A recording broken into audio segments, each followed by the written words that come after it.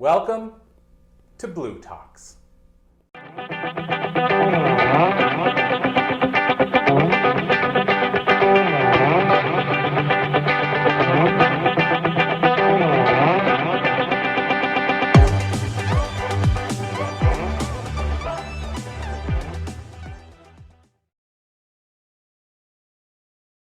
I think it's appropriate when we talk about goals with soul. It is really one of my purposes here on earth. So really, when I think about goals with soul, what sounds better to you? To have an epic, passionate, inspired, magical business, life. Or how about to release 22 pounds of body fat by September 2022, right? Increase my revenue by 10% by November 2022. They're both ways to set goals. One is goals with soul, and the other is called the SMART goal, which most of us you are probably familiar with, right? Specific, measurable, attainable, and I never remember. There you go, thank you. I knew someone would know that, right? There's a reason why I don't know that. Right? There's a reason why. So there's a new way, and then there's an old way. Now, the old way is not a bad way. And if you know me, you know how important language is for me, right? I don't believe in good or bad. I don't believe in right or wrong. There's the isness of a situation. And is anybody else like me? Anybody else set goals? Right? Any goal setters here? Anybody set goals that they didn't make? I was hoping I wasn't the only one. So I'm the wrong place then.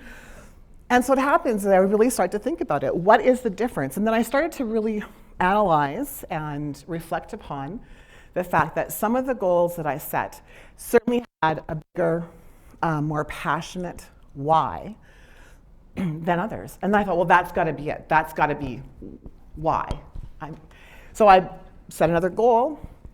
I had a great why, and I didn't achieve it. So I started to think, I can't be the only person out there who set goals that hasn't achieved said goal. Thank goodness I wasn't. But as I started exploring this and asking more questions, I was given an opportunity. I meditate. I have a ritual of meditation. And the knowing that came to me was, what if it wasn't me, the person, who was setting the goal, that was the problem?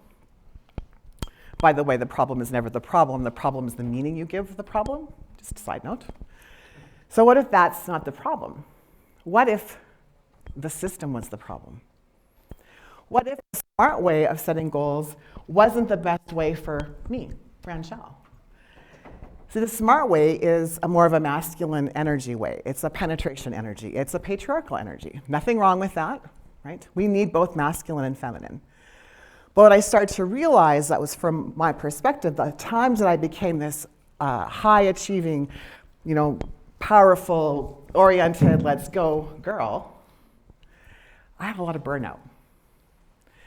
And I thought about what would happen if I embraced the feminine side of myself. What if I started to look at things just from a different lens, right? And so what I realized, that I could either pursue my goals or I could create my goals. I think language is very important. Definitions. Words have power. So pursue actually means to follow in order to catch, right? Or to get. And create. When you think of create, it's a manifestation, it's a moving forward, it's an opening, it's a receiving. And so it started to really make sense for me that the opportunity to create spoke way louder to me than to pursue. So I looked at all of the areas that I was chasing things, pursuing, money, love, relationships, business. Oh, almost fell over. Business. and thought, what if I just took a moment and asked myself, what do I want to create? And things shifted very, very quickly. When we're children, right, we have this access to our imagination. Imagination is the key to creation. Right? When we think about that, we have such deep feelings with little self-judgment of how we feel when we're children. We build castles with sand. We create starships with Lego. We fly to the moon in a box, right? Ken and Barbie get married every single day, right? We have all of these opportunities of creation, of imagination. And we're not hindered by the doingness that we move into when we're adults. But if you ask an adult, we go, what can I do? And we move into the doingness. Anybody else a doer? Am I the only doer here? No, right? I'm great at doing. Right? Give me a list and I just feel so safe and secure. What happens is it turns out to be this well, I don't understand why I can't get 75 things done in 4 hours. There must be something wrong with me, right? I confuse brainstorming with task and to-do lists. So when we set goals, when we set this very specific, measurable, attainable, reachable, trackable type of, thank you for that, goal, we start thinking about what did we do last year? What did we do the year before? What do we think we can do? So it's really interesting because your brain is a goal-achieving machine, right? So whatever you set your focus on, whatever you think about, you'll create. We're going to talk a little bit about that in a little bit. So you set your goal and you start focusing on it. Your brain must comply. Your reticular activating system, so science, your RAS kicks in and starts to look for ways and means for you to achieve set goal. Now, from a spiritual perspective, you're setting goals. You tell the universe what you want. The universe starts to conspire. Did you know that? It starts moving these chess pieces around. These amazing things can happen just simply because you said, I desire this thing. But here's what I don't know who they are, but here's what they forget to tell you, is that it doesn't come wrapped up in a Tiffany box with a really nice white bow. Kind of looks like my 21 and 22-year-old now, when they were 4 and 5 and wrapped Christmas presents, and it was like a hell of a mess, right? That's kind of the gifts. They come to us approached with that, right? And so inside is the gift, but it just doesn't quite look. So when you decide that you want to create something, or you want to achieve, either way, there's not a wrong way, both your brain and spiritual start, making things happen for you. And it's going to look like an obstacle or challenge. And the bigger your dream is, the bigger your goals are, the bigger the obstacles and challenges are. It just is, right? So what if we stopped asking what we could do? And instead we moved into a different way, right? So if you feel like playing along with me, play along with me. What I want to ask you is, what if you could create anything that you wanted? Anything at all. Just think about that. No holds barred. I am your fairy godmother. Thank you very much. And I have a wand. And I can wave my magic wand. And you can have whatever you want for as long as you want. Everything in your life is taken care of. Imagine what you would manifest, what you would create, what you would achieve. 3 different ways to look at it. No wrong way. But what if? What if you did that? Now, just take a moment and think about whatever that is. And I want you to hold that in your heart. And how would you feel? And that's what I'm talking about. It's the feeling. It's not the doing. Anybody ever reach a goal that they dreamt so fiercely about? And they got there? And it was like, is this all there is? Right? I remember that day. I worked really, really hard for that goal. Right? I created a business that was 7 figures. And I had just left my mom, who's in the hospital, and they didn't know if she was going to live. And I had to go to work because I had $1 million plus company that was reliant on me. So that's not a company, that's a job, by the way. Anybody have that experience? That's a whole other day. And so what I realized was that I had achieved said goal and I didn't feel the way that I thought. So when I started to think about what else is possible and what's a different way to look at it, I started to imagine, what if I just dug into my feelings? What if I did that instead? And then after that, I could ask myself, well, for example, what does epic feel like, right? What does epic look like? What does it sound like? And the most important question of that is, who do I need to be to create an epic business? Because the person, the doer, the one that was burnt out, that was leaving her mom in the hospital, that didn't know she's going to die, she was being in fear. She had to go to work. I didn't have to. I felt like it. So when you create from this other space, when you move from maybe pursuing to this creative energy, and you ask that question, and I'm going to go through those questions for you as well before we're finished here, it changes things. Like, look at this list. It's a goals to finish, daily success, emails, to-dos, planner, it's, leadership, manage, projects, reminder. Like, I just get like that. And for some people, that's like you're like, yes, and that's awesome, because there's not a wrong way. It's just a different way. So if your brain is a goal-achieving machine and you ask said brain, how am I going to do this? Did you know that your brain is also like a huge search engine optimization, huge SEO?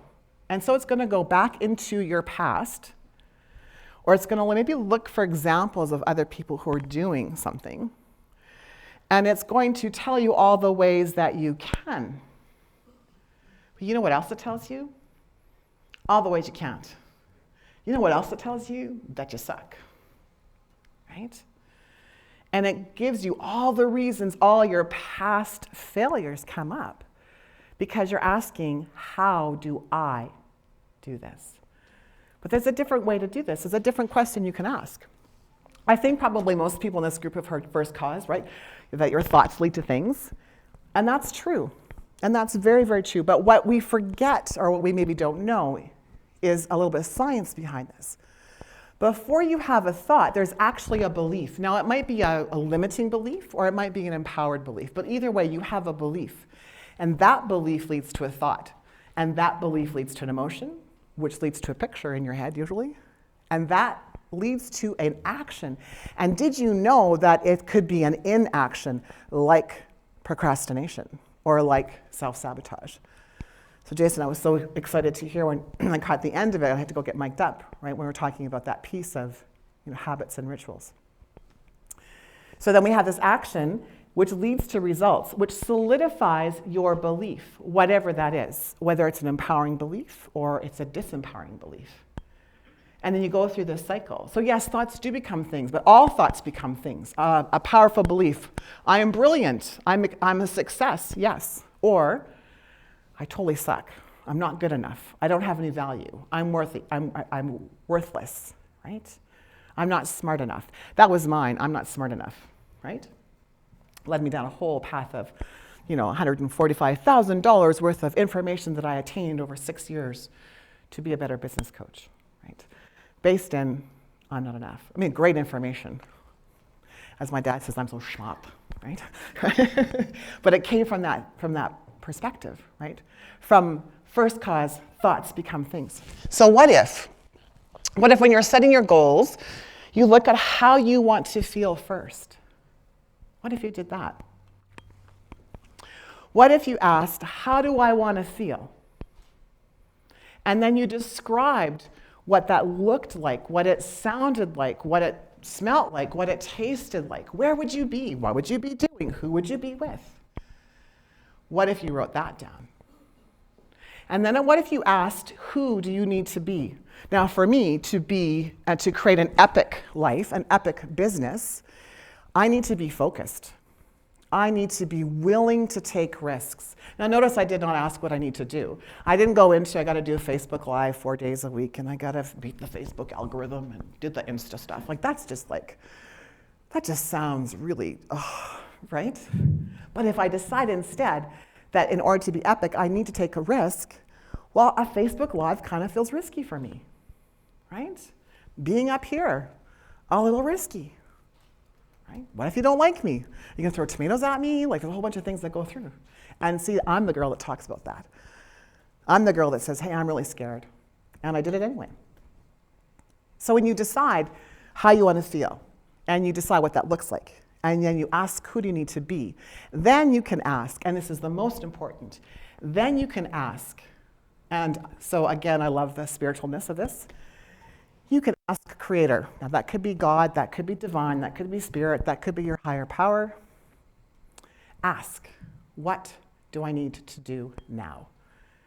You know what my marketing plan is? So I used to sell marketing strategies when I had a sales and marketing agency for a grand total of about $25,000, right? You had a whole year and a half. It's 18 months, like stellar. I told you I was a doer. You know what my marketing plan is now?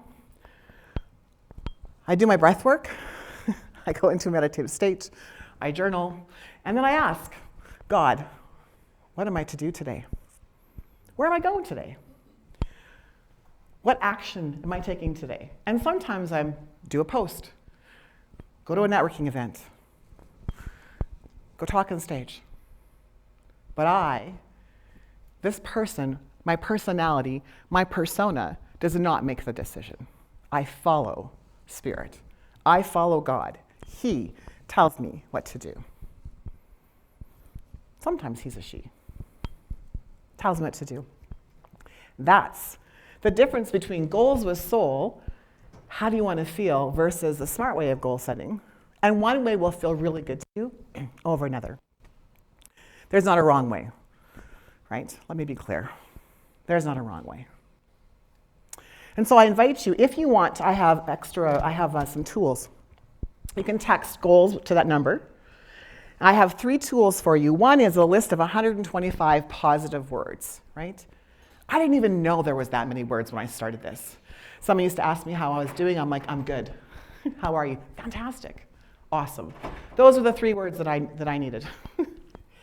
So one is that. The other one is a list of 70 limiting phrases or thoughts that you might be facing on a daily basis. I think it's really important that you understand what those are. And I also want to share with you, because I have 1 minute left, I want to share with you that your limiting beliefs, in my opinion, and this is just my opinion, do not go away. What we do is we learn how to deal with them differently. We learn how to talk to our limiting beliefs a little bit different. We get to have conversations with our beliefs, right? My I am not enoughness doesn't come up as often, and I have a different way to speak with her, but it still comes up. And I spent many, many years thinking I was doing something wrong because it was still coming up. And when I learned that I wasn't doing anything wrong, it's just the way that I am, and I can embrace that part of myself or I can fight that part of myself. It made a huge difference. And the third tool that I'll share with you is a tool that will help you get your creative juices flowing, right? Because I don't know about you, but for me, when I started this journey, I didn't even know how to imagine. I had lost my ability to dream. I was so focused on doing and achieving and going for it and proving myself to others, who, by the way, didn't really care how worthy I was. And I lost that ability. And so I have a tool to help you with that. Perhaps maybe you're like me and dreaming hasn't really been a part of your life lately. So thank you for your time, and I really appreciate the opportunity to share Goals of Soul with you.